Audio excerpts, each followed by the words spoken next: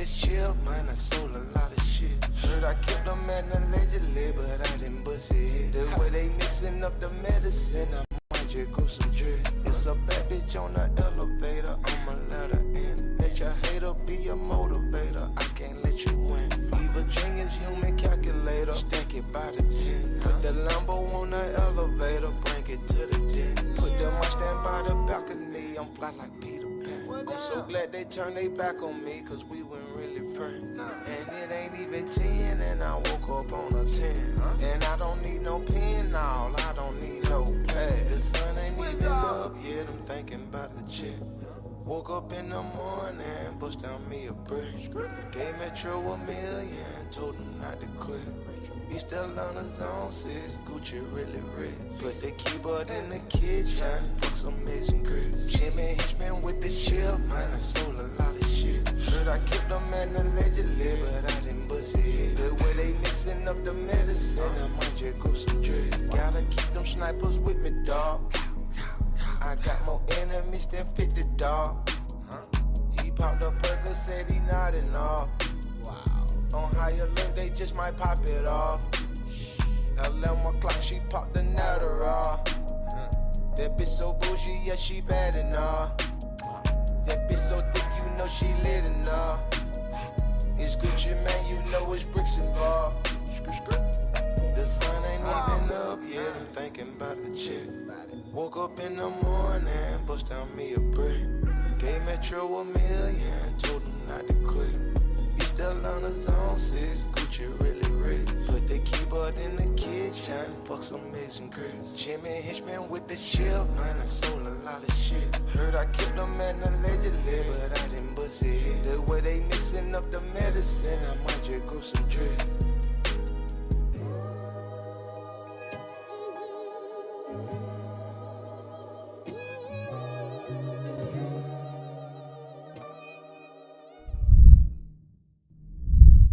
Today, we're going to craft up some winners in the NBA and NHL Playoffs. We're going to hit PrizePicks, craft up some winners over there, and let's cash another squad ride. This is Behind the Lines.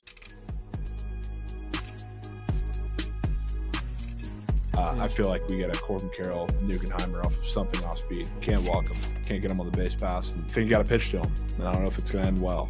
That guy sucks, Jose Ferrer. Sure, he can throw 100 miles an hour. He has no idea where it's going. There's Zero no way clue. you gassing up Ferrer, dude. Zero clue where it's going. That guy, he might as well be pitching with a blindfold on.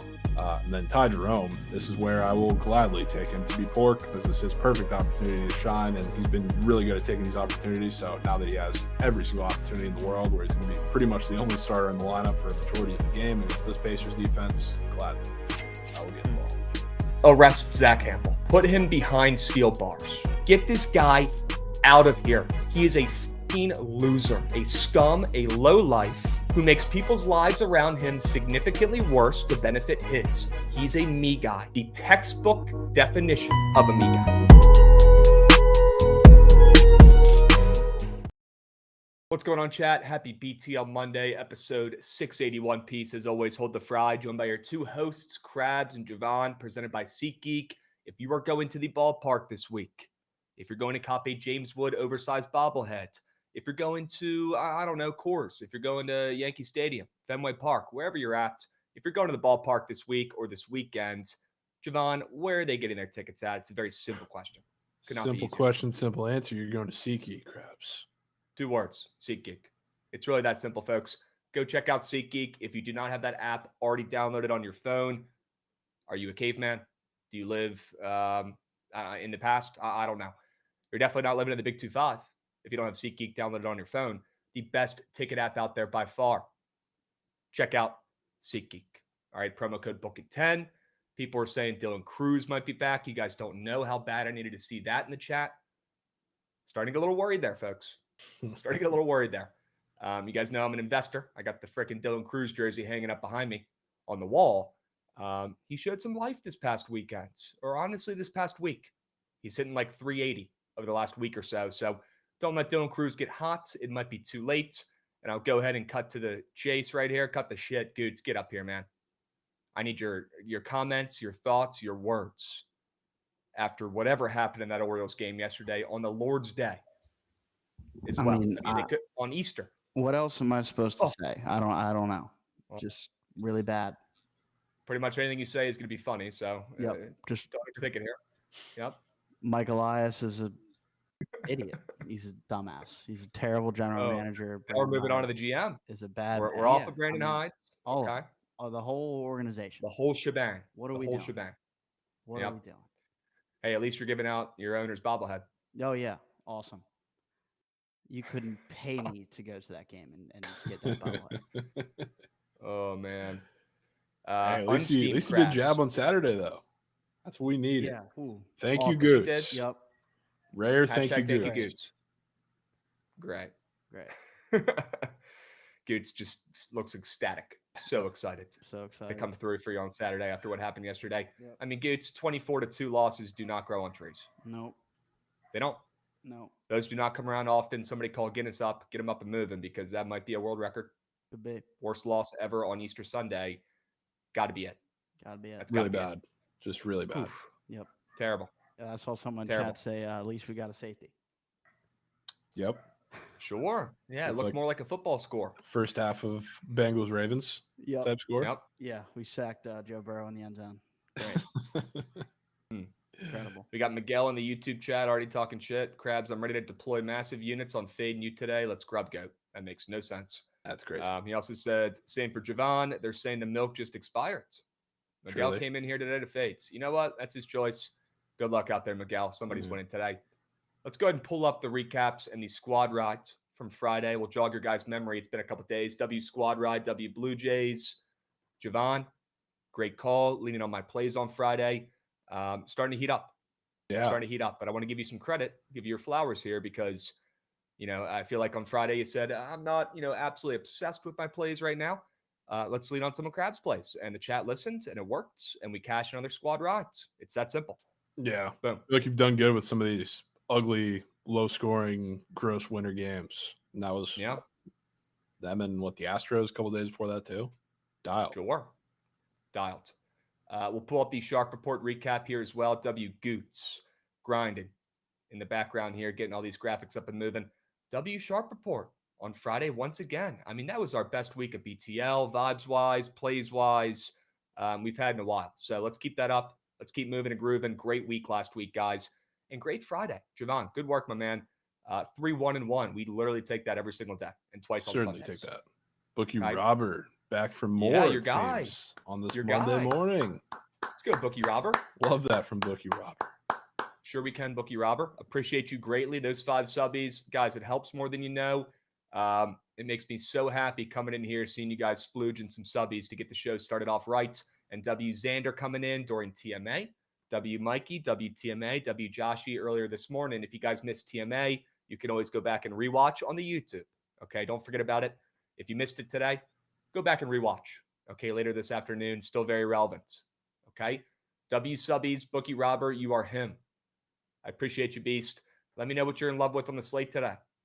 Okay, looks like he was still robbing the bookies over the weekend. Very generous man. We appreciate him.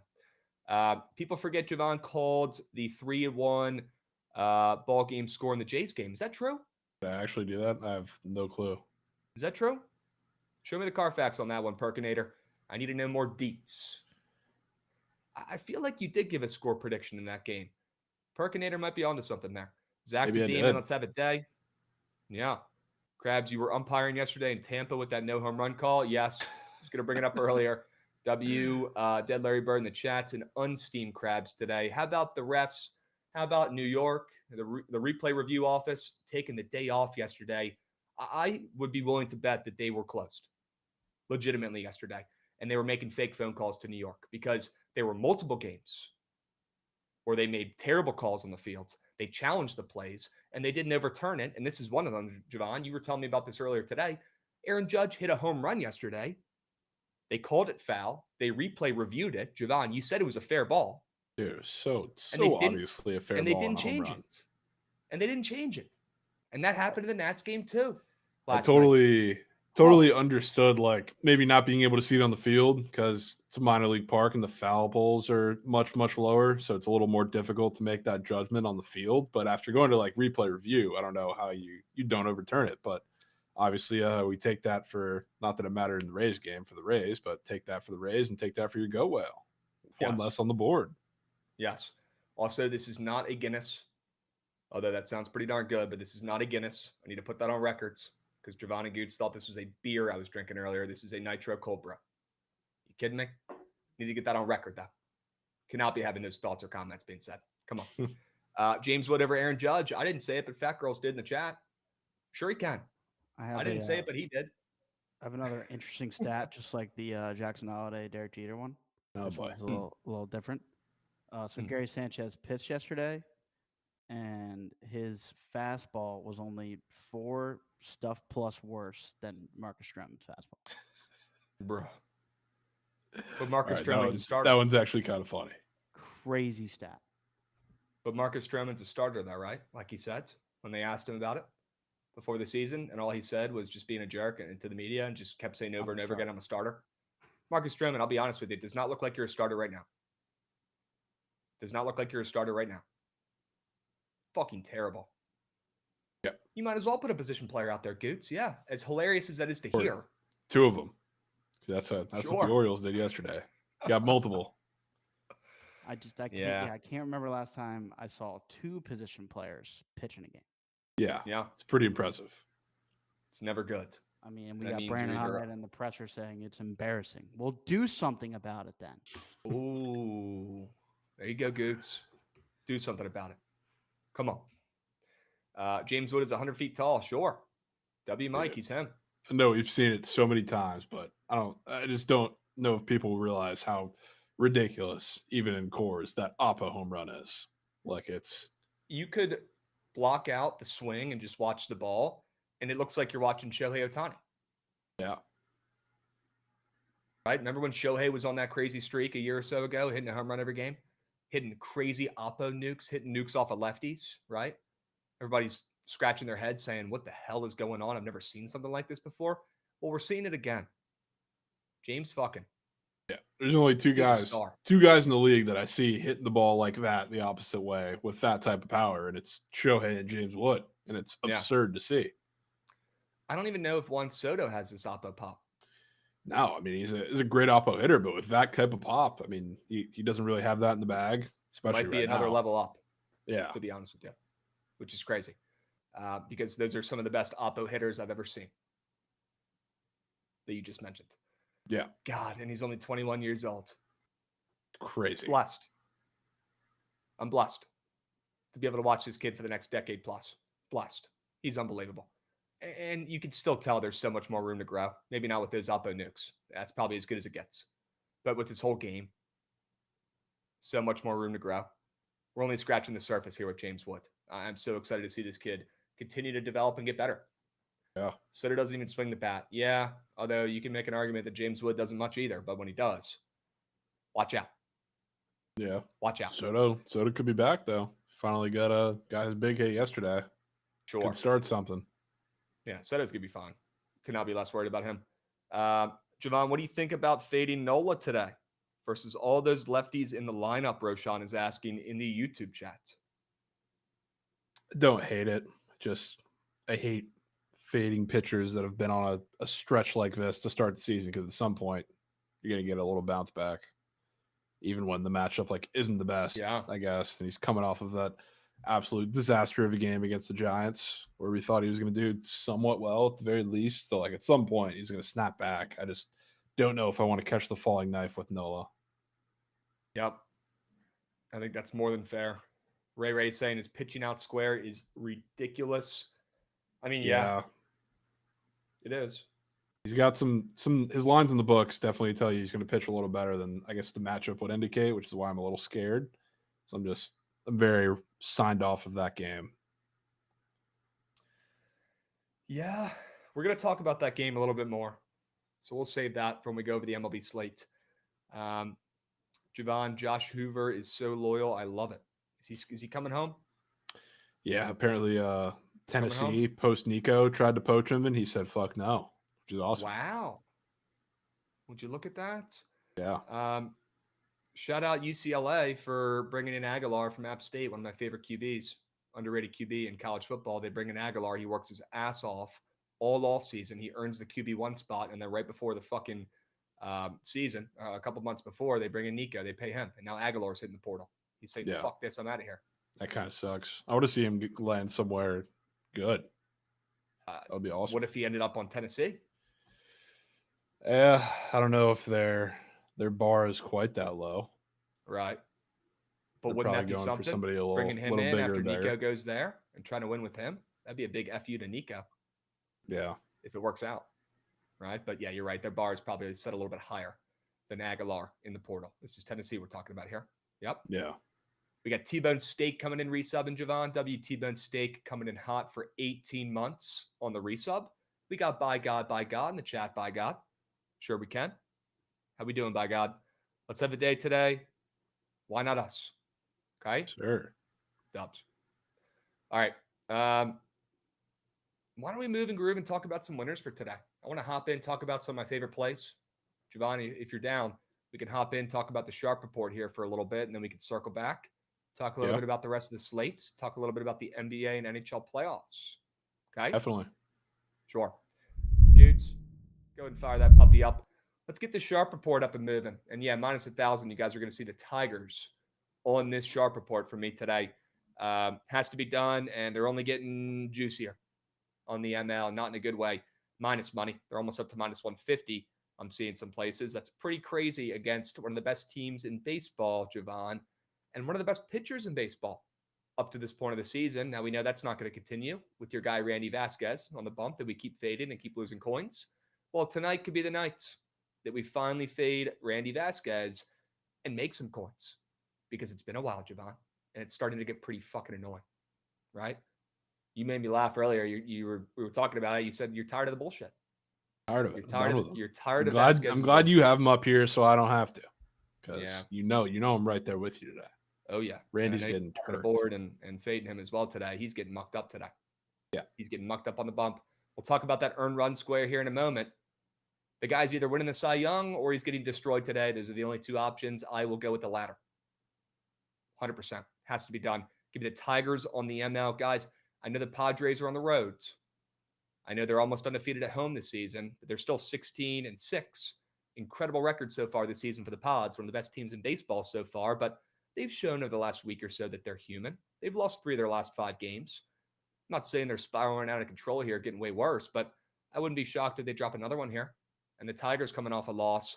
Just seeing the Tigers up to minus 150 with Montero on the bump against the Padres certainly is a head scratcher to me. And I want to get involved. Crazy line, not great value at all. Laying the Tigers minus 150 here, but I'll do it. I don't care. It's a winner. Fade the Padres. I think the odds makers are tipping their hand here, putting Montero at minus 145 and continuing to catch steam against the Red Hot Pots. Yeah. Plus, the lineup's a little depleted. Obviously, they were hurt going into this weekend. Now they're down a pretty important bat in the lineup, and Arias will probably be out for a little bit. I hope he's okay. Seems like all news is positive right now, but that was a scary situation. So, the lineup is pretty top heavy right now with Tatis. So we'll see how the other guys fill in. But I feel like this is like the first real Sunday night baseball system play too, fading the team that's on a pretty decent road trip. Like I guess a couple of the other ones have been relatively like close together. All of the road teams that have actually played on Monday. Like I know last time it was the Cubs or Dodgers, one of them playing like in San Diego the next day or something like that. So like now you have going from Houston up to Detroit with a little depleted lineup, and a guy that's been due to get turked for a couple starts now. So yeah, of course I'm in with you, Krabs. Okay. We got a hype train moving and grooving as well. Love to see that. Appreciate you, Dogod, getting up and moving with the resub. We got Dogod coming in. Favorite draft prospect for the boys. Whew. Jovan, I was just talking with you about my favorite draft prospect. Oh, I'm sure, Krabs. I'm absolutely sure. You think I'm joking? I could not be joking. Chat, one guess. What? One guess who his favorite draft prospect is. Go.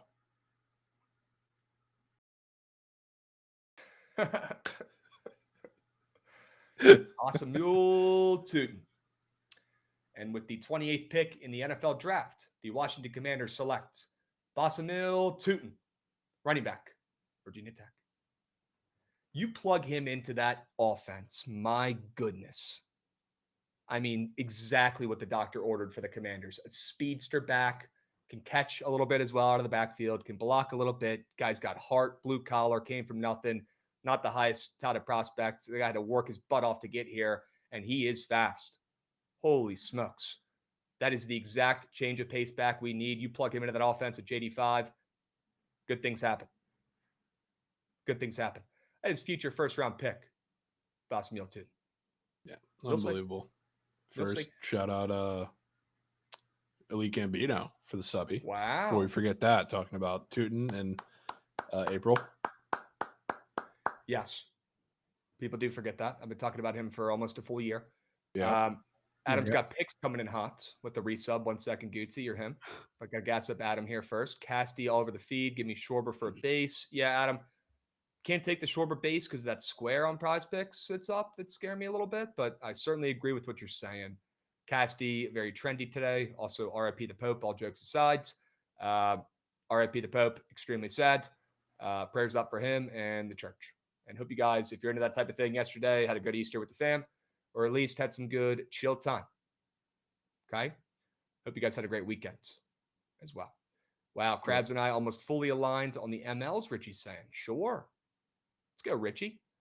Krabs all love, but we Commanders. We got a Commanders fan in the YouTube chat here. Nathan Bieri. Need to focus on D end or cornerback first pick. Yeah, Nathan, look, we're taking a running back. I don't know if we're taking one first round, but I wouldn't be shocked if we did. Definitely taking an RB, but you're right. Might not be in the first round. We'll see who's available. Okay. All right, Krabs. When they give us a base for sure versus a righty, we take it. It's printed all season. Got no counter to that. I have no counter to that, and I don't know if I'm taking the less than. It's just a weird square to be up in the first place. But I think it is the Phillies' day today. I really do. We'll talk about that game more in a little bit here, Jovan. We've got a hype train level 2 and W resubs as well from all the goats in here. Elite Gambino, Doe God, Adam's got picks, T-Bone Steak, Bookie Robber, Xander. We appreciate all you goats getting involved on a Monday afternoon. Okay? Jovan, would love to hear what your first play is on the books. Can we swing it around? See what you're cooking up? Wow.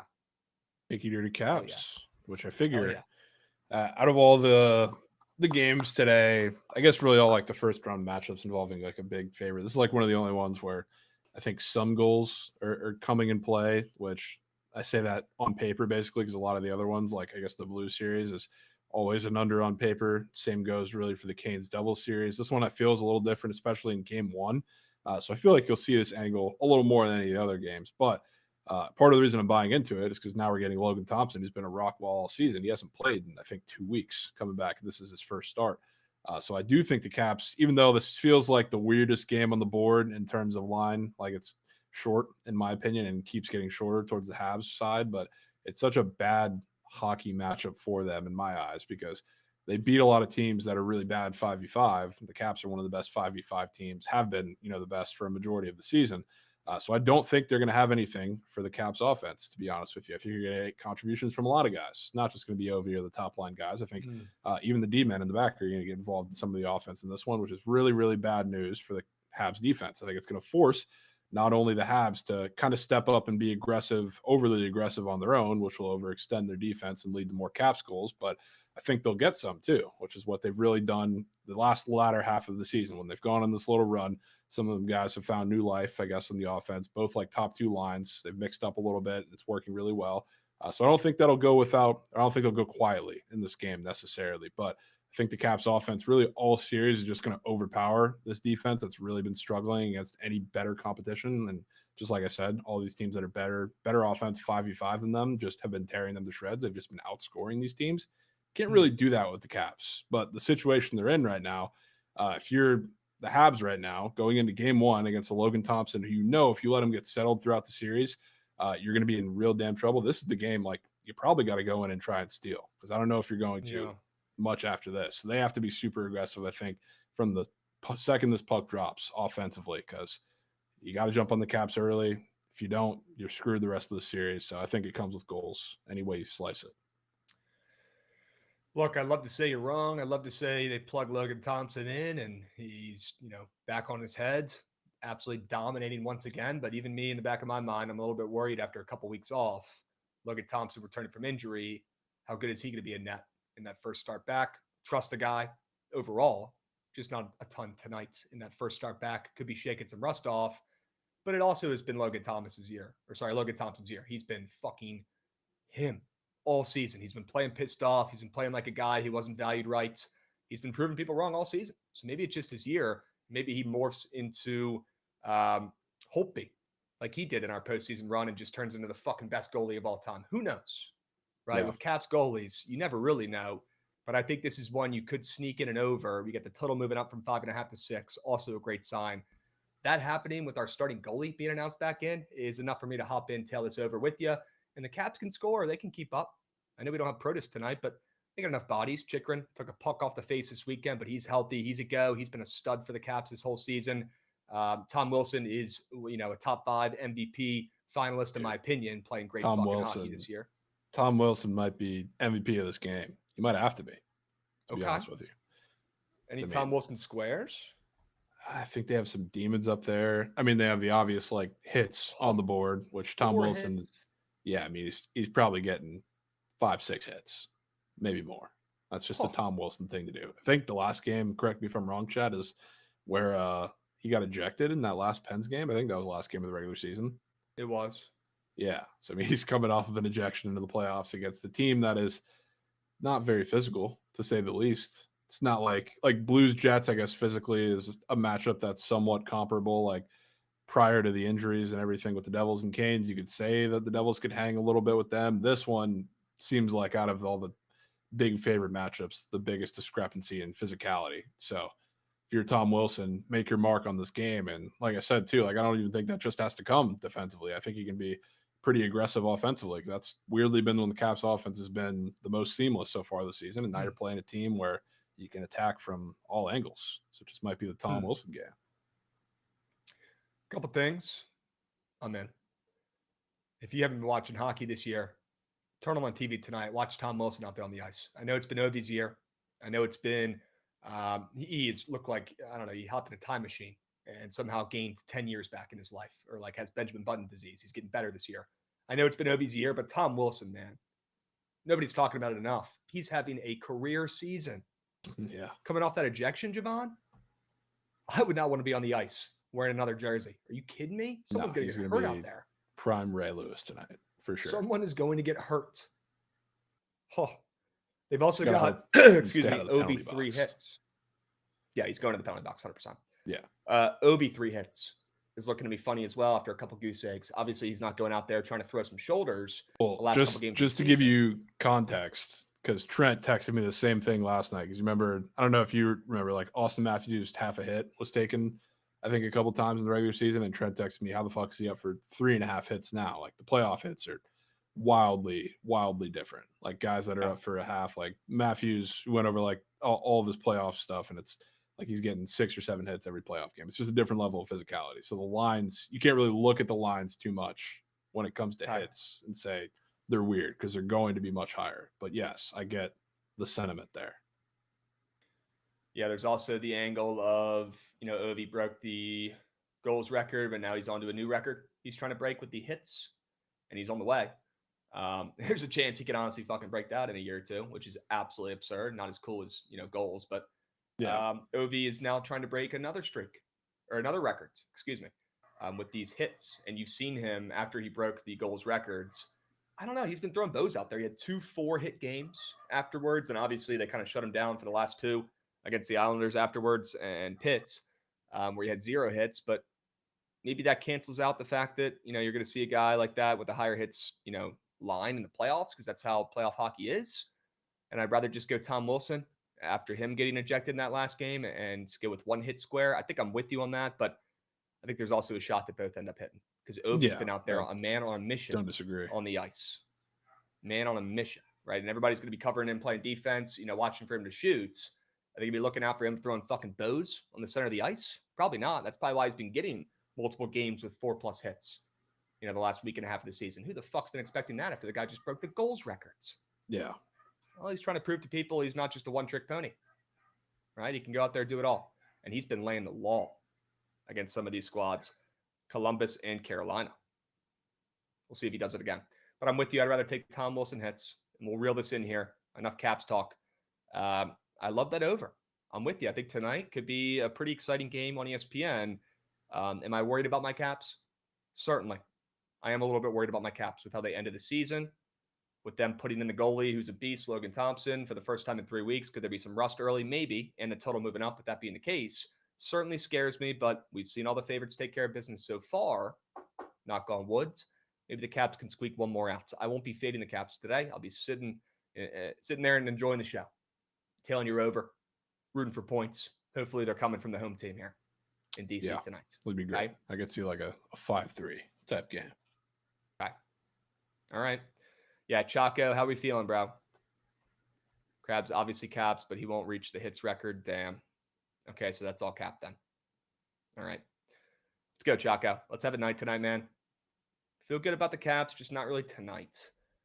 Goals tonight. And the Caps creep back into it. It's never easy for them in the playoffs, man. They never make it easy. It's never a sweep. It's never even a gentleman's sweep. This puppy's going 6 or 7. Yeah. Wouldn't be shocked if they lose tonight and then creep back into it. Right? All right.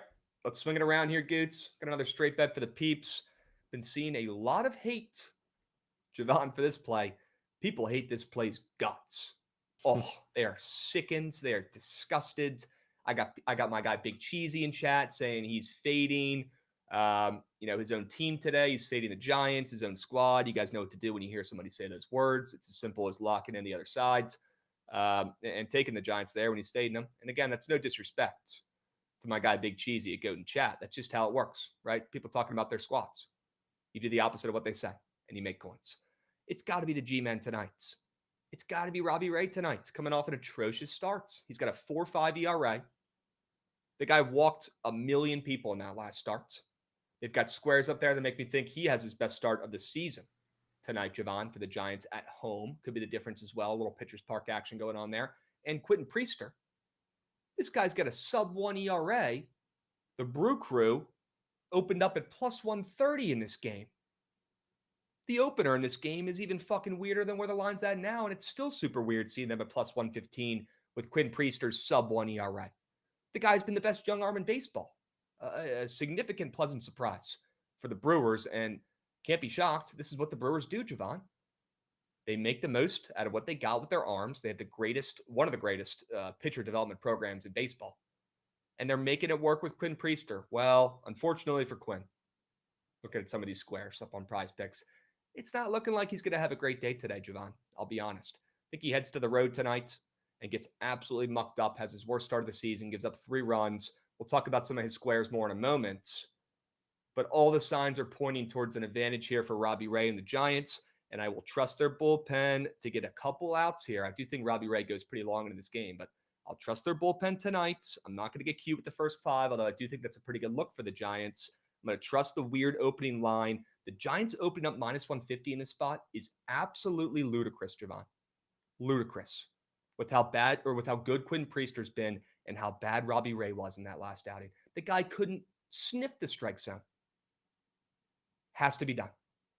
Yeah. Has to be done. Give me the Giants, who are also struggling of late. I know they got off to a great start this season, but nobody wants to bet them after they've lost 3 of their last 4 games. Yeah, they're starting to look like the actual Giants. Right. But you know what I say too about the Brewers, which I think yesterday, which was a little, predictable somewhat. They're still really bad against lefties. Their numbers are going to look better because they faced Jeffrey Springs and touched him up yesterday. But Springs is big time reverse split guy, so his stuff really doesn't play the same as a normal lefty. And still against any strikeout heavy, going to make you chase type arsenal from a lefty, they've been fucking awful. So I don't know that that's going to change today with Robbie Ray. He's coming off of a horrid start, and the Brewers, again, have chased a bunch against lefties. So that's the formula to not do well against Robbie Ray. I'll minus maybe Hoskins, Big Cheesy. If Hoskins hits one, I would be splooging. He's red hot. Okay. Seeing big balls. Don't let Hoskins get hot. It might be too late. People are saying. Way too late. Hashtag thank you, Trent, for waking him up. How do you do it, Trent? They're going to write books about you one day. Incredible. Absolutely incredible. I'm hearing the White Sox just put up another run, right? 4-2. Oh, boy. 4-2, I'm seeing. After a Benny Biceps nuke. Good for him getting his power back a little bit this season. Sure he can.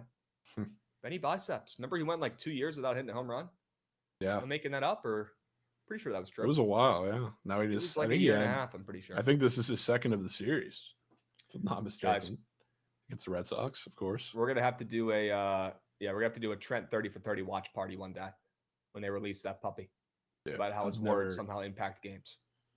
They're just like the Hample doc. We'll do a watch party on the night. Absolutely horrid Rhys Hoskins at bats. I was watching for 2-3 weeks. The second Trent tweets something. Not only does he hit 3 home runs, but he looks like a completely different guy at the plate. Like night. Looks like just a new person. Yeah. Right? He's probably getting out of bed a little quicker, waking up a little earlier, treating people better, smiling more. And same thing with Hunter Green too. He's dropping Cy Young conversations on the feed, and granted, so is everybody else. And then I've never had Gunnar Henderson do something productive for any wager I've been on. We see Mullins and Gunnar Henderson 2 home runs first 3 pitches of the game. Like, you can't make it up. And guess who's catching it? Zach Hample. Yeah, probably. Of course, wouldn't be surprised. You guys think Zach Hample's ever had a girlfriend? I mean, there's no way, right? Or wait, no, there was one in there, wasn't it, in the doc? Those were the photographers that he's paying to hang by his side and take videos and pictures of him and maybe look like his girlfriend. But yeah, you guys think Hample's ever had a girl? What do you guys think? Manti Te'o type sitch? Yeah, we're not going to go there, Spain, but could be. Could be the same thing with the photographer sitch. Yep. I didn't say it. You did. Hample's best friend, Seablez. Shut up, Chad. No way that there's actually a connection there.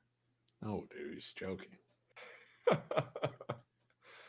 They could be related, though, to be completely honest with you. Probably are. Okay. Yes, Zach out of respect, Fat Girls. Out of respect, I'm not beating it to a pulp. Do you imagine? I would have been so obnoxious today about that 24-2 game had the Orioles not done a job against Hunter Green. Yeah, it's like you can't even get that mad, right? No, I can't. Flashed you up on Saturday. It's just a cap tip.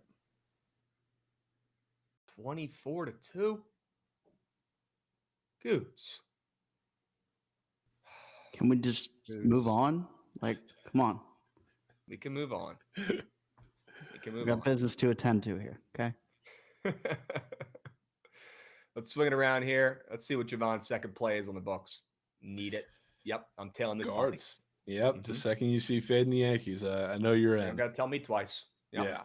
So, I mean, the Guardians, we were at a stretch for like the first week and a half, maybe even 2 weeks of the season where they were striking out an abnormal amount for their standards. So, like, we kind of thought in the back of our head, I think a lot of people brought it up, like, are the Guardians, in terms of striking out, washed? Hasn't been the case really recently. Now they're back to doing what the Guardians do best, which is a problem for Clark Schmidt for a couple of different reasons. Some of this lineup, including, the main hitter in this lineup, which I'm taking, but not for this reason, has seen him a lot. They've seen his stuff, but he's also such a fastball-heavy pitcher that if you're facing a team that's not striking out and you don't really have any sort of effective off-speed you're leaning on, that's a little bit of a problem, which Clark Schmidt, since he's come back, really hasn't had to face that. And I guess really didn't in his start building up to it either. So he's looked fine so far, I guess, relatively. It wasn't great in the last start, but wasn't shut down either. But now your stuff's going to have to be sharp. And a lot of that for Clark Schmidt has to be with his fastball when he's had a struggle with righties or struggle with lefties, excuse me. So that fastball, I guess, cutter, sinker is going to have to work really damn well, and the sweeper, which hasn't been the case since he's come back so far this season and really wasn't the case in his build-up as well. So, like, I think this is a matchup nightmare. Definitely helps too. We're not full wind tunnel because the game's not going out exactly, but it's going left to right kind of directly. So if there's a ball, we saw this a lot last year, if there's a ball that's hit in that little short right field corner and it's getting any sort of push from a lot of these guys, it's going out. So, like, that's the big addition they made to the stadium last year, and we talked about that plenty, so you don't need to rehash that. But I think it's a really bad matchup for Clark Schmidt. I think it's the opposite for Gavin Williams. You see that earned run square that was on the board, Krabs, you were touching on it. I think he pitches somewhat well today, and I think he doesn't give up that 2.5 earned runs. I think this is a perfect bounce back spot for him as long as he can avoid Judge, which is a big if. But him and the Guardian staff as a whole, kind of just like the Rays, they're so careful with how they pitch to him, and they kind of pepper the same exact thing the Rays do. They pepper low and away, and if he hits it, he hits it. If he doesn't, he doesn't. I know the Judge should have had a home run and that one that wasn't called yesterday. But really, outside of that, they kept him relatively in check power-wise throughout the entire series, and were not afraid to walk him one singular bit, which we were grateful for in the first game of the series, or I think it was the second game of the series on that Friday when we had his less than 1.5 total bases in that hit. So it was the same thing today. It's like I think Gavin Williams can pitch around that lineup and pitch relatively well. So, I like the guards. Fade Clark. Down to Fade Clark. Both starting pitchers in this game have some hits allowed squares that worry me a hair for their success tonight. But you hit the nail on the head talking about Gavin Williams and that earned runs allowed square that was up all morning at 2.5. Looks super weird against the Yankees as well. Already weird that that's up. Looks like a free more than, right? An easy looking more than, especially looking at that chart. And then we check the board before BTL and it's gone. I'm checking the odds on the books. He's minus 145 to the under. You know what that reminds me exactly of?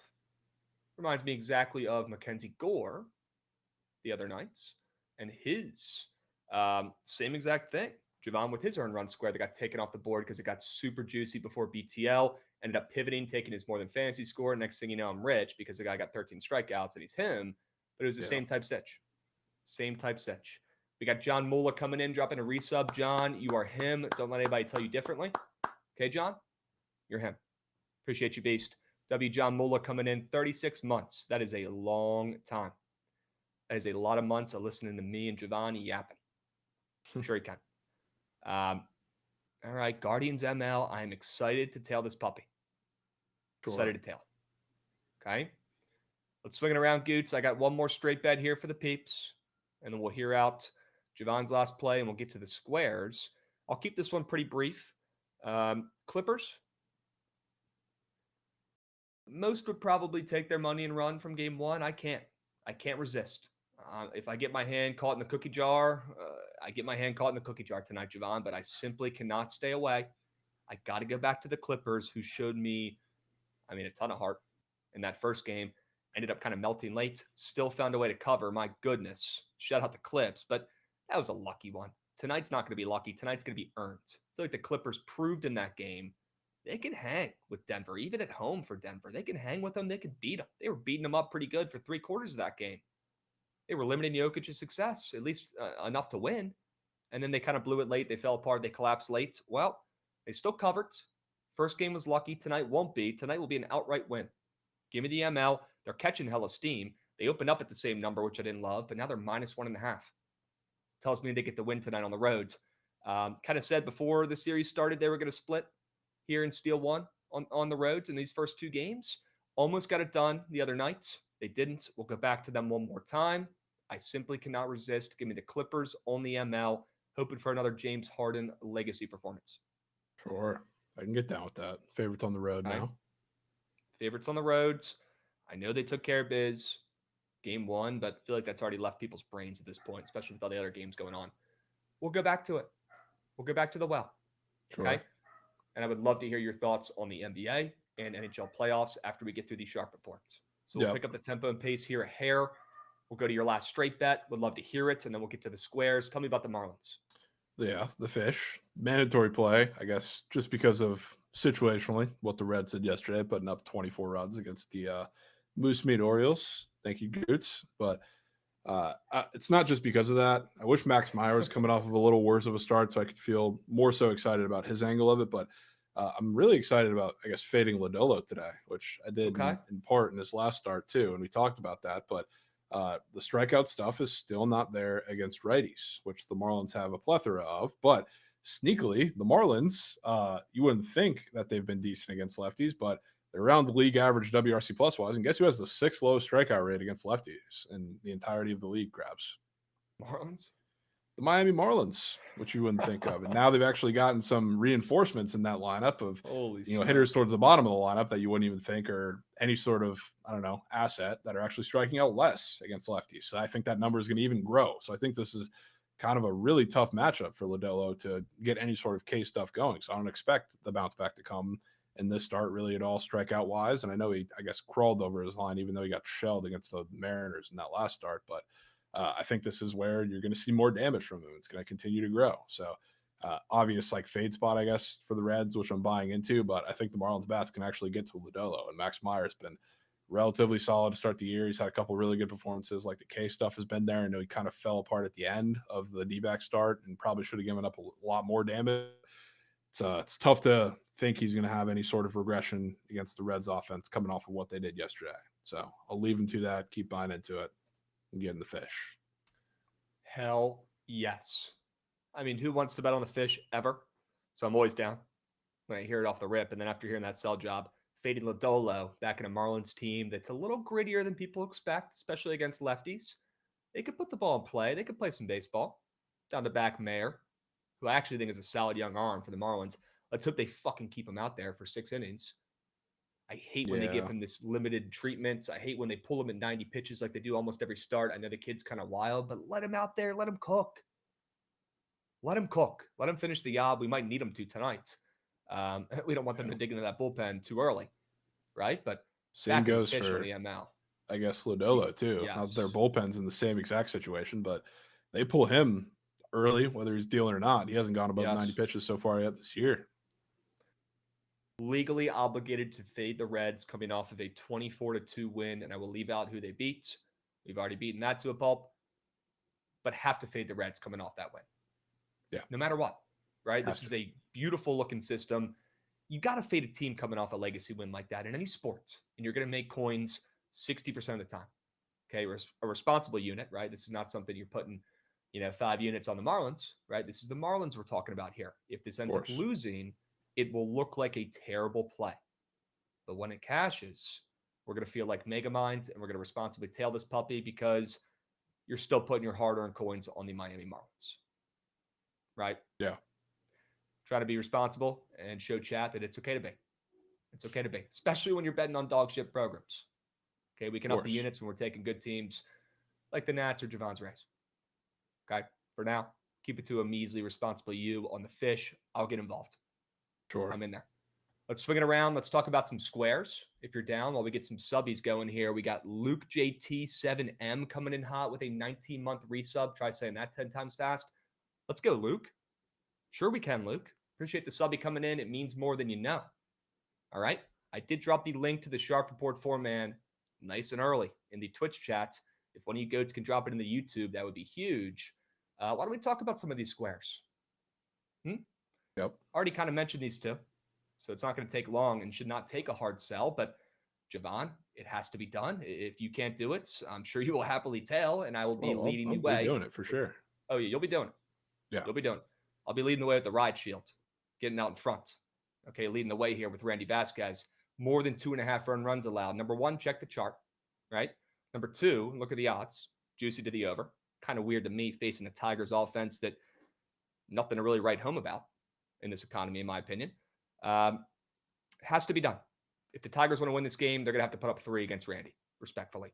They're not going to win this game in a 1-0 shutout, in my opinion. With Montero on the bump in that 9 ERA. Now, I do like Montero today. I think his strikeouts are a pretty solid look as well. I think he has a good chance to maybe mow down the Padres, who come in fat, happy, complacent on the roads. And I want to fade the Padres, who, for some reason, we're seeing 20 cents of steam the other way towards the Tigers, which is a great sign for fading Vasquez and a great sign for taking the more than earned runs allowed. And if you guys have watched this dude up there on the bump pitching this season, sure, he's looked great. The results have been elite. They've been impeccable, but I think we can all agree he's got some negative regression looming, and it could be tonight when we see it come to fruition back in the Tigers' bats here. With that total sitting at 8.5, if it was any lower, I'd be more worried. Wouldn't be shocked if we see that total ended up moving up here, and this more than 2.5 earned runs allowed cashing early for Randy Vasquez, who's been nailed so far this season, but cannot keep getting away with it. Sure. Tonight we fade. 100%. Tonight we fade. Speaking of Javon's hats, he said on Friday that if the O's turk on green, he would buy an O's hat. Yes, I told Goots already. I was weeding through the depths of the internet looking for hats. Is this true, Goots? This is true. Okay. I'm hoping we find one. I know. I need a good one. Yep. Yeah. Oh, are you even going to wear it? Yeah, of course I'll wear it. Okay. All right. There's only like 2 teams I will just never once, like I have enough hatred to just never have in my head once, and it's the Yankees and the Dodgers. Yep. One team each. Smart man. You're goddamn right. You're goddamn right, Jovan. That was poetic. Somebody write that down. He's not wearing a fucking Yankee hat or a Dodgers hat. His brain Never. works. Never. Couldn't pay him. No. Couldn't pay him.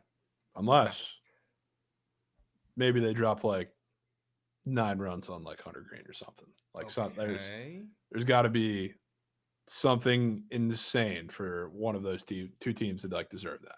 I'll give them that. I think you need to be double digits. It has to be like an insane performance for something that I need. Yep. Mook's asking, can he get you a Pods hat for your MVP? I definitely do need a Padres hat. Need to add that to the roto for sure. I also need to get a jersey, dude. Yeah.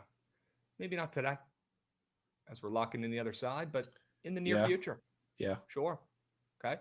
And then Quinn Priester, if you guys are wondering why I took the less than fantasy score and not the more than earned runs allowed, I'll tell you why. Because every single square up there on PrizePicks for Quinn Priester makes it seem like this guy's going to have the stinkiest, worst start of his season. Maybe it's not that hot of a take. I think it's a little bit of a hot take with how the bats have looked for the Giants, but he's on the road. So maybe there's a chance that, the young arm who's been overperforming, overexceeding expectations with that .90 ERA, not a 9 ERA, not the Nats bullpen ERA, a .90 ERA. That's less than a 1, folks. W math, crazy. Something's got to give here, Jovan. But instead of taking his more than earned runs allowed, I want to fade his strikeouts. He's got a nasty 3.5 strikeout square up there on PrizePicks. It looks like a freebie more than bingo square type square. I'll be fading that with this fantasy score. He's not getting 4Ks. I want to fade him on that earned runs allowed square, right? If he gives up 3 or more runs, that's looking pretty good for our fantasy score here. I wanted to fade everything for Priester, not just his earned runs. I wanted to encapsulate him pitching bad in every aspect of the start tonight on the road in San Fran, a team that's going to show up hungry, adamant to prove that they can still hit the ball after they've low-key been slumping the last week or so after a great start to the season. It's going to be the Giants coming through, the G-men's bats getting going against Quinn Priester, and I want to fade him with his strikeouts. I want to fade him with his earned runs, but I don't want to pigeonhole myself, so I'll just fade his fantasy score. It looks extremely low, looking at how he's pitched this season. Crazily low. Yeah, really low. Probably crazily get the low. First Quinn Priester. It looks like Quinn Priester performance of the year. Sure. Big Cheesy, please do the you can do the princess wave from behind home plate if you want when Rhys Hoskins crosses home plate after a nuke. Okay, you can hit me with that Lee Corso wave. Please do. I'll be looking for it on TV. Okay. W Easy Puck in the chat. Good to see some goats in here. Up and moving on a Monday. ZC Nuke said if they bench Judge, I'll be buying a Yankees hat. Okay. They would never do that, but I'm in and I would too. Fuck it. Nah, I couldn't do it. That's a lie. I can't lie to you guys. Even if they benched Cap, still couldn't get on board. They got too many scumbags on that team still. Can't do it. Dude. Can't do it. It's like I don't know. You can hate everybody else, Krabs. If they got rid of Aaron Boone and Aaron Judge, I'll talk. Aaron Boone is just unbelievable. I was shocked it took him that long to get tossed in that series. But everybody else, like I feel like it's the same as last year. It's like one of the more likable Yankees teams the last couple of years compared to years past. Well, yeah, when you look at the rosters over the years past, when you have a bunch of Josh Donaldsons on your team. Hey, you have Josh Donaldsons, you have Brett Gardner's, you have CC Sabathia's, dude. All the guys that just love to talk all the shit in the world. Yep. Hey, they backed it up. Kind of. Did they? Honestly, not really. Yeah. Not really. CC backed not it enough. up. Josh Donaldson definitely did not back it up. He's fucking terrible. No. Was fucking terrible. That guy backed it up back down to the minor leagues. Yeah. We got Yankees 1996 in the chat. Is that the last time they've won a World Series? Scumbags, what's wrong with you? He said. He's getting pissed. He's taking it personally. All right. Kyle Tucker, NL MVP. I mean, yeah. I'll be honest. I'm getting a little bit worried here. Kyle Tucker might be hitting so well he stops stealing. I'm starting to get worried. What if he ends up, competing for some sort of triple crown or, trying to lead the league in fucking home runs? Who knows at this point with Kyle Tucker, who is just mashing baseballs. Starting to get a little bit worried. Dayton Trousers said, how can you even hate on Judge? Well, it's not that hard. Just watch BTL. We'll show you the way. Okay. Jovan, let's take a peep at some of these squares. And yes, Corbin Carroll is him. Could be comeback player of the year. let's take a peep at what Jovan's crafting up, and I will drop the link to the Sharp Report 4-man in the chat again. Let's hear it, my man. Sure. Start with a little home run peach, hopefully, with J-Ram, which I'm sure you'll see a good bit of him. And this is why I hate people, which a lot of people do it on Surge Stream, just come up and strictly bet on BVP because it is there with J-Ram against Clark Schmidt. He's like 5 for 11, so he's going to be on every single cheat sheet imaginable on Twitter tonight, and people are going to blindly take him. But I think it's more important to look at just how those happened because Clark Schmidt has his problems against lefties, which puts you into a box of a couple guys when it comes to the Guardians. But when he has pitched to J-Ram, a lot of that damage has been done off of breaking balls. And when you look at what Clark Schmidt does this year, it's like 40%, and it's been one start, but it was the same thing as Bill to the minors, like 40%, maybe more breaking balls to lefty, and the rest are cutters coming in. If I had to guess of what the adjustment is going to be, being that he's facing a guy that's seen him so well so far in his career, it's probably going to be stop throwing the breaking ball and throw a lot more of the cutters or sinkers working in, which if you do that to J-Ram, the counter, I guess, doesn't really have its effectiveness as well because he's been absolutely demolishing really any fastball so far this year. He's been really good against breaking balls, but that's like the situation you need to stop him or the formula, I guess, you need to attack him. So I don't think that's going to work really well either, frankly. So I think either way you slice it, whether it's you're getting the same platter of stuff that Clark Schmidt's thrown to all lefties and to J-Ram in the past, or if it's kind of tinkering with it and this new approach that he's had to some of the lefties that have seen him a little bit better, I think both of them put him in a really, really tough spot against, J-Ram and, frankly, a couple of the lefties up at the top. You can add Quan in that box as well because I think there are going to be runs. I think it's going to be platter. If you pitch around him, obviously the fantasy score is involved, and you have the walk and stolen base potential as well. So encapsulate it all. I think J-Ram has a pretty good day. Maybe sends one out to the wind tunnel in right field. And I had to take Michael Pork. After you familiar with the situation in Game 1, Krabs? Give me a breakdown. I'm not really familiar with Michael Pork's doings. He did absolutely nothing in that game. He played 20 plus minutes of like absolute cardio. I think he had 3 points. He actually got benched down the stretch because he was not engaged on defense. And they had the whole soapbox after the game of like how, if guys aren't engaged, like Jokic came out and say, if you're not engaged, you don't belong playing this game. And the coach came out and said, well, if Michael Porter is not the way to go in this game, then we're going to find other solutions. And like, he was fine with it. And MPJ didn't have any crazy comments, but I can guarantee he's going to be a little fired up coming into this game. And I think for the Clippers too, I don't know how exactly they're going to change their game plan, but a lot of MPJ just not doing nothing was kind of because he got lazy and he had Kawhi on him in the corner, which I don't know why if you're the Clippers. I guess they're just that scared of Michael Porter being the guy. They had Kawhi on him in the corner. They were doubling Jokic a bunch. So like they were trying to do it everybody but those two guys. I don't know if you're that scared of Michael Porter anymore after the effort he put in that game. So I wouldn't be shocked if you're not seeing nearly as much Kawhi, and I'm not going to be surprised if you see MPJ when he is on the floor putting a few more actions to get Kawhi off of him and get like some shot making open because they're doubling Jokic a ton and nobody else was really making shots for the majority of the game. You're going to need that in this game regardless. So I think he's going to have a little bit bigger of an offensive role, and I damn sure took the fantasy because he getting called out for his defense. He got a normal steal square on the board. That's pretty red Krabs. And he's also got a demon block shot randomly on the board. That is, I don't know, pretty odd for both of those to be up. So I think he's going to have some kind of impact on defense as well, especially after getting called out. Love that angle. Holy smokes. Michael Pork, I might not hope your team gets a win today with the Clippers bet on the other side, but would not be shocked to see a little uptick in efforts, especially on the defensive side of the ball after getting called out by, Jokic, by coach. And if you said he wasn't being a drama queen, he took it like a champ. I have a feeling he shows up today with a little bit of a different mindset, right? Maybe shows up today a little more energy, effort on the defensive side of the ball. Yeah, be huge, and I've seen right? I mean, a couple steals and blocks. Next thing you know, we got a pretty good little boost on his fantasy score instead of taking his PRA.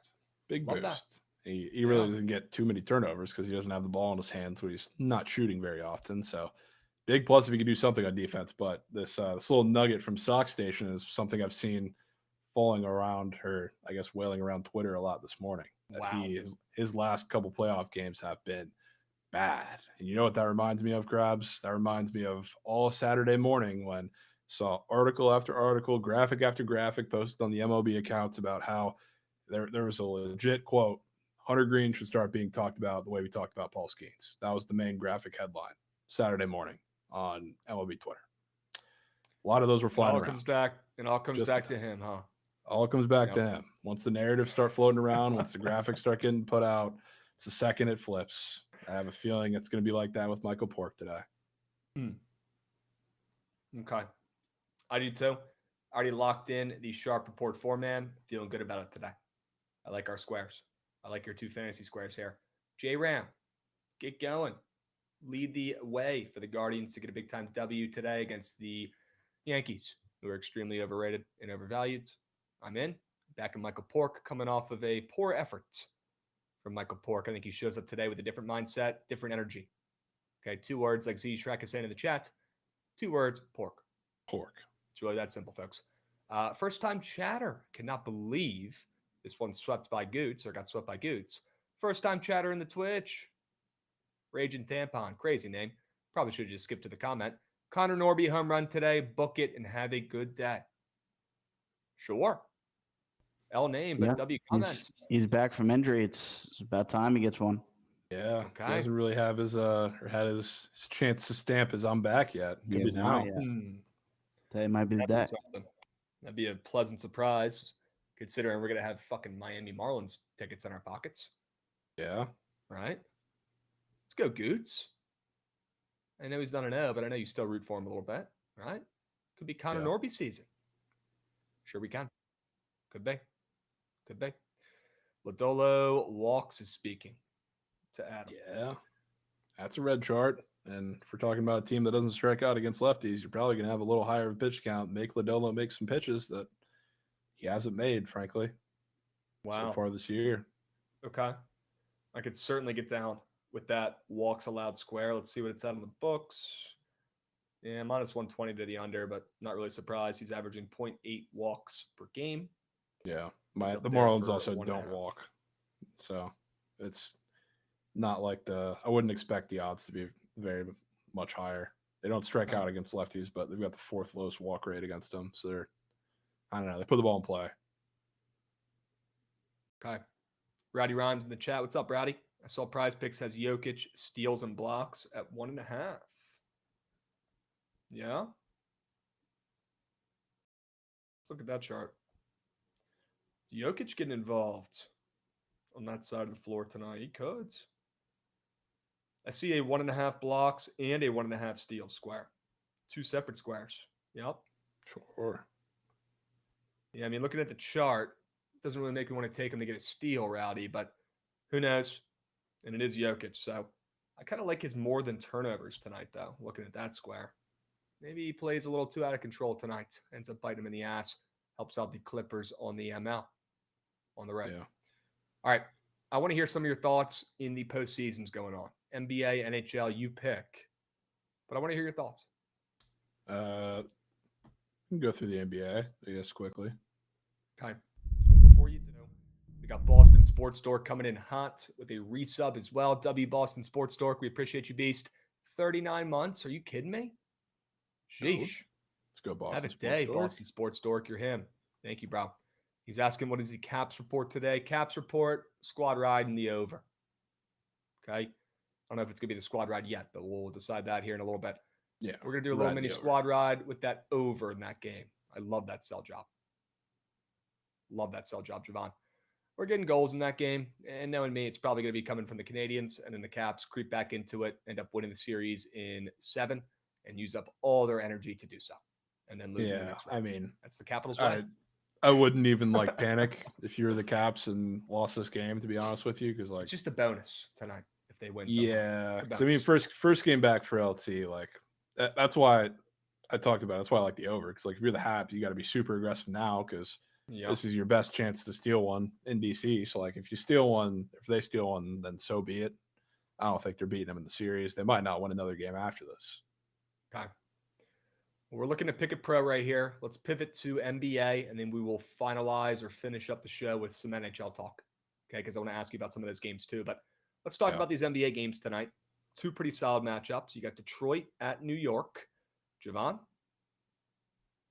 It was never Detroit game 1, although they hung around early, right? And they kind of fell apart late, or am I wrong? 21-0 run for the Knicks. And I don't know I think it was between the 3rd and the 4th quarter, spread across. So Pistons were, dominating that game physically for a while, and then it all fell apart. You bet your ass I'm going right back to it in this game.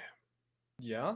After that disaster of a second half collapse, they're going to be locked in. They just looked so obviously like out of sorts, but when it got down to crunch time, I mean, they didn't know who was going to be the guy. Cade Cunningham was having a pretty tough time, I guess, handling the ball in the half court. So they deferred to Tobias Harris and these couple other guys. And it was just sloppy shot after sloppy possession after sloppy turnover repeatedly during that run. So, like, there was never really any coming back from that. You could tell in the middle of it.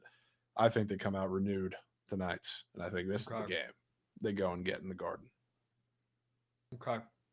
You know, I'd love to say, why not take first half, Detroit, after what happened in that last game? But, you know, as soon as you do, as soon as you do, that's when they're going to flip the tables and be down 10 at half and cover the spread full game.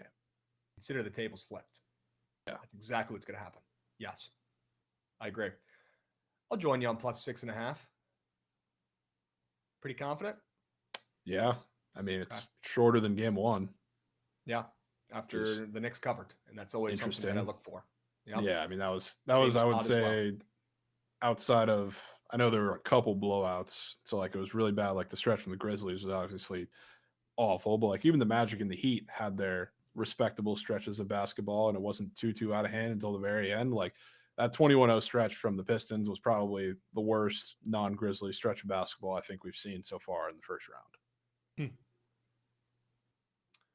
3 blowouts yesterday. What's new? Everybody's talking about blowouts in chats. Could be good for some close games tonight. Okay. Hell yeah. Let's have the Pistons keep it close. Shit, they might even win. Yeah. They might even win. It would not shock me. I will tell you on that plus 6.5 if you're getting involved. Yeah. And I want to hear your thoughts on the Clippers here. I like the Clippers. I love the line flip, obviously. But I love what I saw the other nights. Talked about it. It was on the Sharp Report, Clippers for tonight. But Jovan, are you on the same wavelength as me here where you think the Clippers could not only cover again, but maybe go in there on the road and win again? They're going to have to cover. Yeah, they're going to have to cover, obviously. I like the Clippers. I would be so against it if that cover came with a win in game one. I'm kind of glad it didn't because, I don't know. I still have in the back of my mind, Krabs. We talked about this. I think it was in the spaces for the series. There's not a soul that I think like the Nuggets to win this series. So like when the Nuggets are in a 1-0 spot where the Clippers are now favorites, especially after the way that game ended, I don't think you're getting very much Nuggets love, period. And it's the most obvious bounce back spot to do so. So do I think the Nuggets are going up 2-0 in the series? Probably not. I'm just really scared to fall into that same, I don't want to say trap, but same, I guess, mindset that everybody has where the Clippers are everybody's sleeper to come out of the West, and they're facing a team without a coach that you think has no pulse, and guys getting benched, and it seems like they're in shambles. So it seems simple. I don't hate the bet in this game. I'm just scared to do it any further. All right. Yeah, I mean, looking at the Pickett Pro splits here, W Pickett Pro, definitely a little bit surprised by the amount of action the Clippers are getting. I kind of would have assumed, after how game one played out, that maybe people would be hopping off the Clippers bandwagon after they kind of melted there down the stretch and putting some respect on Jokic and the Nuggets for finding a way to win that game, grinding it out with no coach, no problem, and finding a way to win. That's kind of what I would have assumed. And then I go look at the Pickett Pro splits and I'm incorrect. Kind of like because it's because you go on Twitter and nobody's talking about how the Nuggets won the game. They're all talking about how Michael Porter got benched. That's the narrative right now, which is crazy. Just goes to show you how, I guess, little respect there is for the Nuggets right now. All right. Z Shrek agrees with you, which I don't love to see. He's saying, I haven't seen anybody liking the Nuggets today. I haven't either, but I also have not been on X too much this morning. So I need to lock in and do the fade report, scroll through and see what people are on. But I think you might be right. I think people don't really like Denver right now. And certainly with them firing their coach before this series or before the playoffs, nobody's probably going to like them. You're probably right. Yeah. You're probably right. I still am leaning with you on the Clippers, though. I don't think it's a bad bet. Yeah. I think you're on the side there. I think we go back 1-1 to Denver or to LA and we see what happens there. I think that's probably when the most surprising Nuggets performance comes, when they're on the road and nobody likes them. all of Twitter applying to McDonald's if Nick Castellanos doesn't go yard. I mean, his odds literally got cut in half. Yeah, that's actually insane. It's nuts. Anyone know if the BOGO Chipotle hockey jersey promo is legit? No free ads. But yes, it is. Is it really? Yeah, That's after crazy. 3 p.m., you show up in a hockey jersey. I think you get a BOGO. Wow. Wow. I might Wow have is to right. lace him up, throw on the Kucherov, and Wow head is out. right. Sure. Go tell Trent. Chipotle hater. Is he really? He's a Chipotle hater. I feel like once a month he comes on stream and bitches about how it makes him sick to his stomach, and then he gets it again the I've next seen day. him get it so many my. times, though. Yeah, he Dude's still gets also it a though. Chipotle hater. I think Yeah. you're right. I think he does still get it. Yeah, he still gets it. He hates on it and then gets it. Yeah. Yeah. I don't know if I've Yeah. seen him do it recently, I guess, but I'll I be don't know. honest. Chipotle could be serving poison, and I'd still go there and eat it. And I'm all in. I'm in too deep. I'm a guy. I'm a Chipotle guy. Yep. I'm a Chipotle guy, and I know the quality is getting worse. I know it. I don't care. I live and breathe that shit. That is my Moe's is home. better. You know what the problem is, Krabs? Right as you head to Chipotle here, you know it's 30 seconds down the road on the other Sure. side. Nukes. Free birds, right? No, not Freebirds. Nukes. Oh, yeah, you're going to Nukes. Yeah. It's just hard to ever turn that down because you know it's right there. Yep. Jay Swish. I go back and forth. I get in these moods. I get in these, 5-6 month patterns where all I can think about is goddamn walking in there, getting a burrito, filling that puppy up to the brim. And then next thing you know, I walk in there a couple months later and I can't even think about eating a burrito. It's disgusting. Give me a bowl, load that puppy up. I just go through phases. Crazy. Yeah. Nukes is elite, Landon R. But they're not a lot of places, man. They're only down south. I think it started in like Louisiana or some shit. Nukes is elite. Nukes is gas. Nukes is elite. Yeah, Chaco. They don't have many. They got one in Crofton. It's like the only one in Maryland. So if you're ever in that area, go check it out, Chaco. Yeah, Turner Mac, veteran move. You get a bowl with a tortilla on the side. You build your own burrito. Yeah. Sure you can. Not a huge burrito guy at Chipotle. Yeah. Freebirds is better. Freebirds is legitimately better. People don't talk it about is. that enough, partially because it's They not don't. everywhere, but Yep. it's just gas, dude. That was Maybe one day. I think that's the best fast food queso out there. Easy Buck said, "This is the weirdest sentence I'm ever going to say out loud. Nukes looks like a Timu Portillos. I can't even say it wrong on purpose. Reading that sentence out loud. Nukes looks like a Timo Portillos. Wow. That's massive disrespect. Krabs, when are you making your Portillo's return? I don't know. They got one down there by the Cribbo. I always see it on the way to the house. Yeah, I mean, I'll it have to grab it definitely next time I'm in town. it definitely sucks compared to the Chicago ones, but Yeah, it does the that job. Portillo's up there in Chicago. My Different. God, So different. Whew. Elite. Yeah, we might have to ship it back up to Wrigley, man. Yeah. Big Cheesy. Come on, bro. Have some respect. All right, let's head to the ice, Goots. We could talk about Chipotle all day. Let's head to the ice. I want to ask Jovan about some of these games. Besides the over in the Caps game, which we've already decided is the move. It's on Jovan's sharp report. Might see some more goals against Logan Thompson while he still shakes some rust off. But every time I say that, the guy goes out there and, pitches a fucking shutout in net, right? So maybe it's the Caps scoring 6 goals here, 7 goals here themselves. But Yeah, with him returning, with that total moving up, with the news of the starting goalie returning, that's enough for me to get on that over already. St. Louis and Winnipeg.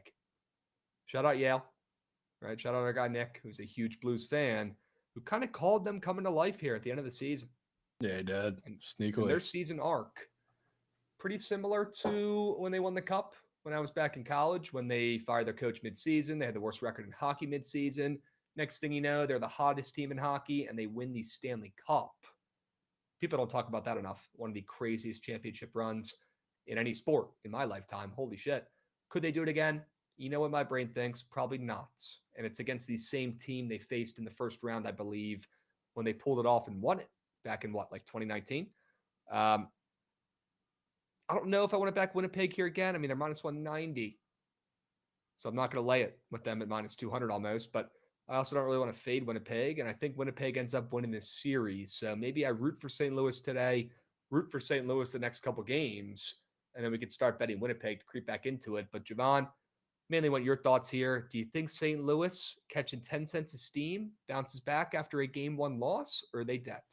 I think they just might, to be honest Okay. with you. I do think they found something offensively. I know it was a weird game because, like, to be frank with you, I mean, for 40, 50 minutes of that game, I mean, the Blues were the better, more physical team. They just collapsed late, like early on. Hellebuck didn't look good. Like, that was some of the, I don't know, crispest offense I've seen out of the Jets and or against the Jets in a meaningful game for quite a while, to be honest with you. So, like, I think the Blues did find something. Again, it just kind of fell apart defensively. There were a lot of fluky plays, but I think if there's a dog winning tonight, which just looking at the outside of the playoffs, like, one hasn't won yet. So you're either trying to avoid being on the other side of that or you're trying to find one. Like, I wouldn't be surprised if the Blues are the one to do it and send it back to St. Louis 1-1. Down to plus 160. Could that be a pretty juicy dog on the ice that we could get involved with today? You're looking at how St. Louis limped into the playoffs, did not finish the regular season very well, and Winnipeg, much of the opposite. They finished pretty strong. Sure, I would not mind back in St. Louis here, catching 10 cents of steam. I do think Winnipeg ends up winning the series, but tonight, maybe it's the Blues on the road at plus chicken. Pretty juicy as well, plus 160. Yeah. They could get it done. One of these dogs has to bark. And I hope, for my case, it's not the Caps losing to Montreal, right? And the Canadiens at plus 155. But Jovan, is it safe to say, or is this kind of a cool angle to lean into potentially here? You take the Blues ML, the Canadiens ML. You're probably going 1-1 and making coins. Maybe even going 2-0. Yeah. I mean, to be honest with you, I think you take every single dog today, you're probably hitting 2. Why not? Yeah, why not add Dallas and why not add Edmonton here? Yeah, and I don't really care for betting on the Stars, period. But they're not going to get swept in the series, I don't think. Right. And everybody's going to be fading them every single game, and they just looked absolutely horrid in game one. So, like, I wouldn't be shocked if they won. I'm not going around touting that as my favorite play ever, and I'm not playing it myself. But at some point, they're going to get one, and nobody's going to be on them for any game of the series. Yep. Today could be the day that the Stars get it done, plus 125. Look, I know they're going to be shorter dogs than those other ones we were talking about because they're home, right? They're going to get more line respect just because of that. And they were one of the, higher ranked teams in hockey in the regular season before, they had some injuries going on. But the Avs dominated that first game. You said it perfectly, Jovan. Who the heck wants to back Dallas after watching that? And Dallas is catching 10 cents of steam. You can take every dog today. Out of all the games where, there's about like 10 cents or maybe a little more of like steam everywhere, like, that's the game where it does seem the most interesting because nobody wants to bet on the Stars ever. And can guarantee you ask really anybody in this chat or really anybody, period, everybody's taking the Avs tonight, and they're going to take them every single game of the series, especially when they get back home. So, like, the pressure's on to get one at some point, and I'm shocked to see the line moving the other way. I am too. Real quick, you made it pretty clear you like Edmonton tonight, talking about maybe you just take all the dogs and hope you cash 2. Shit, maybe even 3. Why do you like Edmonton? Because on paper, you can make an argument that LA is sharp, or at least try to. Yeah, I mean, I feel like the outlook of this series definitely changes the Kings being sharp in really any game because the Kings, I made the comp before. Sorry, Goots, but this is quite literally Ravens Chiefs last year, where it's everything, like the best team that they've had. This is the 4th year in a row they matched up in the playoffs. It's the best team they've had. They have a historic record at home, and they have home ice in the series. The Oilers are banged up coming into the series and have kind of been limping like in the end of the regular season heading into the series. So, like, everything makes sense for this to be the series or this to be the time they get over the hump. And nothing makes more sense than this time. So it's like now they're finally getting some bit of line respect, not in the series though, because the Oilers are minus 140, minus 150 to win the series, which I thought was crazy, especially being that this historic home team has home ice to start it out. And now I'm seeing them like they're a modest minus 130 and opened up shorter. So, like, I was a little weirded out by that as the home team in this series. I don't know the home record they have off the top of my head, but just they've been lights out so far at home. Nobody likes the Oilers now because they all think this is the Kings' time to go to the hump, especially after the way like the Oilers started off their series last year. And I don't want to say a similar situation, but it was a game that nobody in the world thought they would drop, and they dropped it. Huh. Now nobody thinks they're going to win. So Yeah. why wouldn't they go out there and win it? Yeah. Shit. I don't love that the Kings have won 3 of the 4 matchups this year. I don't love that the Kings have outscored the Oilers 8-0 in the last 2 games where they've beaten them both times. All those things make me think it could be Edmonton tonight. Shock in the world. I do think I'm with the 8 billion people, though. And I do think the Kings win this series. I'm going to join them, the rest of the population. Yes, but I will tell you what I'll tell the chat what I told you before the show today. When I fade the Oilers, bad things happen. I cannot get a grip on fading this Edmonton team, and they night in, night out, week in, week out, get line disrespect, and then come through and win like it's nothing. Every time I fade them on the other side sharp, typically they don't come through. And Edmonton ends up just saying, fuck your sharp play, we're winning. And it's typically at the hands of McKinnon, which is really fucking annoying because he's really good.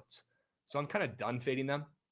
But looking at these splits, I mean, not surprised to see a lot of people taking Edmonton, on the spread there, but the ML, I mean, like you said, Jovan, people are trusting the Kings, the best home team ever, to finally get it done, at least in game 1 here. I don't love that.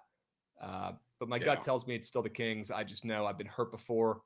It's almost like, some of my rules in baseball here. You can't fade these systems that never work. Yeah, I'll say I feel the same way about the Kings that I do as the Habs. Like, I don't think the Habs are beating the Caps. I don't think the Kings are beating the Oilers. But if there's any game for them to get, it's this one. Obviously, the Kings for vastly different reasons than the Habs. The Habs just have Logan Thompson. They're still on the road, but Logan Thompson coming back for his first game, so you got to knock the rust off and be aggressive on him and see if you get some magic. The Kings obviously opening up the series at home where they've been absolutely fantastic all year. If there's a game I'm just going to tip cap and I guess let them have, it's probably this one.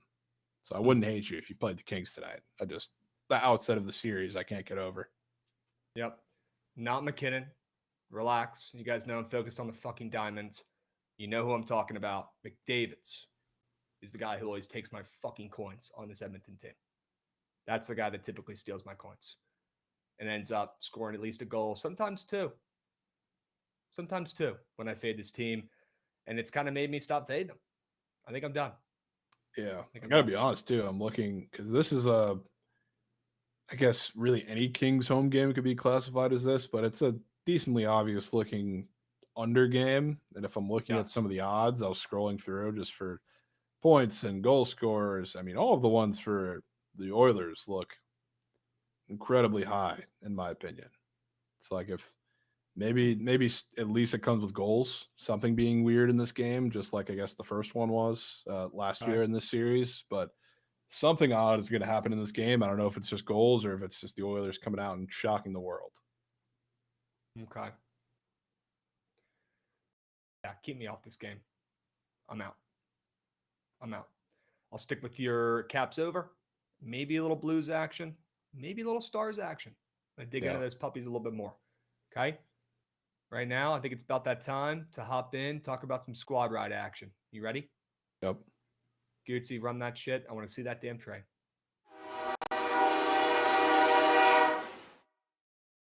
All right, chat. W week of squad rides last week. Let's run that shit back. Let's start with a winner today. Jovan, I'm looking at some of my plays. I'm absolutely obsessed with 2 plays on the diamond today. And that's the Tigers and that's the Giants. Kind of late night.